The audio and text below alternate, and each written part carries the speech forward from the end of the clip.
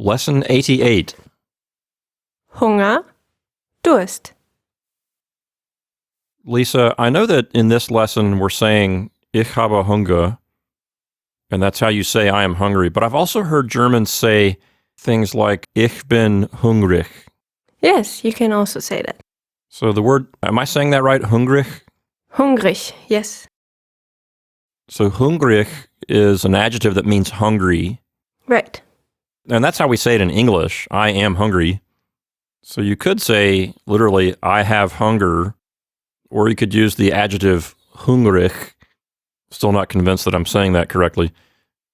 And you could say it the same way we do in English, I am hungry.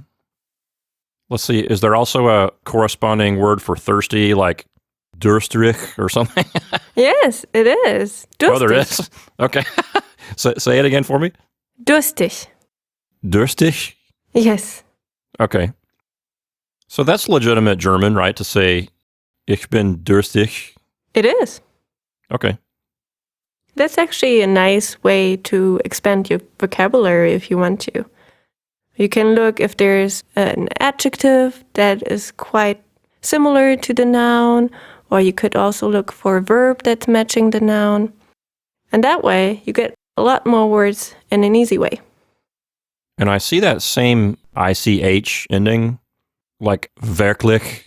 Yes. Here it's actually spelled IG, but it's pronounced like an ICH, yes. And you would see both for adjectives. So how do you spell wirklich?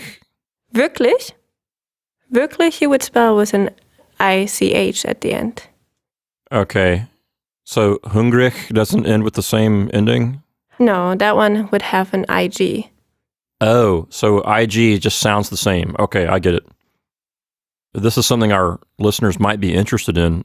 TV watching has changed dramatically in the recent years with streaming services.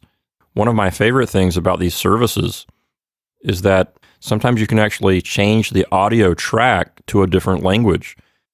In Netflix, for example, if the show was actually made by Netflix, you can actually choose the German audio track and listen to it with actual German dialogue.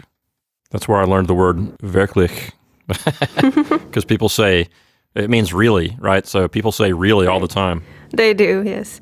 That's a good tip. That's always great for language learnings. Do something you enjoy, watch a series you might already know, and you know what's happening. And that makes it easier to follow it in a different language.